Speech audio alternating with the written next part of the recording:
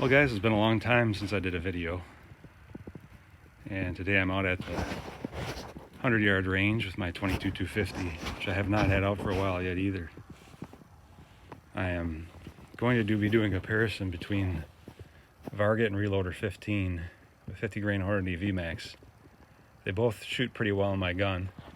The intent is to do 2 5-shot groups of each and see how they compare. As you can see, we got snow on the ground. I got some warm-up rounds here, some cheap PPU to warm up since it's been a while since I shot. And a couple rounds left of this super performance varmint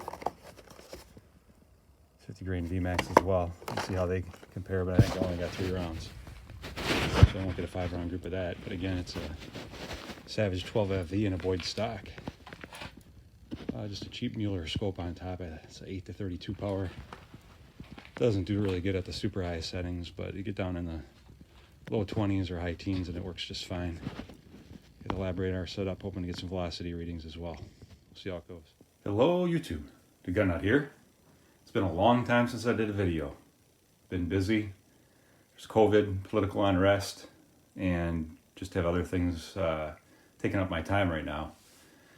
But I was able to get back out to the range recently here and do a little testing of some 22-250 hand loads.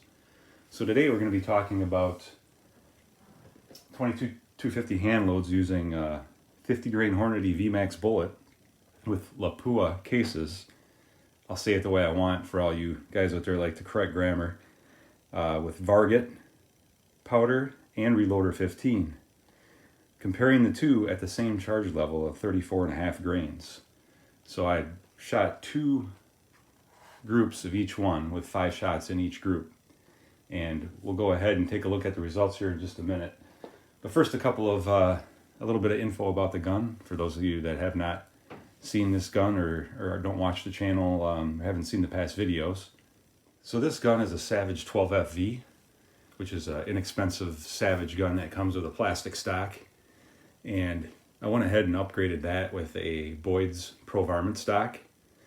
And I also have a Mueller 8-32 power scope on there. It's kind of an inexpensive scope, but it really, lets you get in close with the high magnification. It is a 26-inch barrel. I forget what Savage has the twist rate on this barrel, but you guys can look it up. Cabela's has them usually. Savage 12FV. I got this a couple of years ago, since it's been a while since I read the specs. All the rounds are shot using a Harris bipod, as you can see on the gun now, with a rear bag. So this is the bullet we're using. It's the 50 grain Hornady VMAX. Probably a lot of you guys are familiar with the bullet. We'll take a quick look. My gun really seems to like these, so that's why I'm loading them up for. That's why I'm doing some hand load testing, so that we can do some varmint hunting here one day. All right, so we'll start off taking a look at the groups. Before we do that, you can see the conditions there. These were shot on January 10th. It was 22 degrees Fahrenheit. It was cloudy, very light, if any wind at all. It was at 100 yards. Over on the left here, you'll see that my warm-up group of Hornady Super Performance, I think those are also 50 grain VMAX, was 0.813 inches. And then we started our comparison of the 2 different powders. So we shot, these are all 5-shot groups. So 34.5 grains of VARGET went into 0.44 inches. Again, that's 5 shots. And then the first group of Reloader 15 at 34.5 grains went into 0.73 inches. Now I did develop powder charges for these individually, and they were both very close, and I settled on 34.5 to use for both. I'll have to look, I'd have to check out my old video to see if Reloader 15 was at a slightly different charge level than that. And then our second 2 groups, so the next group of VARGET went into 0.29 inches, and the group of Reloader 15 went into 0.66 inches. So across the board, we're looking at pretty good group sizes here. And obviously VARGET had the best group at 0.29, and overall group size average there, you're looking at like a third MOA group with VARGET. So VARGET is my winner, at least from a group size standpoint. Let's take a quick look at our statistics So lab radar is what we use to get our velocity information for these shots. The first group of VARGET 5 shots had a standard deviation of 8.4 and extreme spread of 20. First 5 shots of Reloader 15, we had standard deviation of 12.1 and extreme spread of 30. And then the second shot, the second 5 shots of VARGET had standard deviation of 13.7 and extreme spread of 31.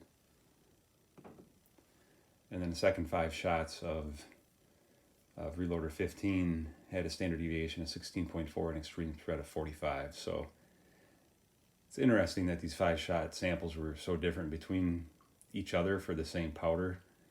I don't know, I'm still getting used to the lab radar. Could be a data issue, that the statistics for the VARGET were overall better. Taking a quick look at the brass. These are all rounds that I shot before. Don't see anything there to be concerned about with the VARGET. Then taking a look at the brass for Reloader 15, I had marked these with a pen, Sharpie. Unfortunately, I went right by the primer, which I probably shouldn't have done. But you can see there as well, no issues with the brass. So overall, both loads performed pretty well, but obviously VARGET was better. I was pretty happy with the performance we got out of VARGET, and the 50 grain VMAX bullet with 34.5 grains of VARGET in the PUA cases. And again, the primers were Winchester large rifle primers. So I hope you guys found this video useful. If you did, please like and subscribe, and you guys be safe out there.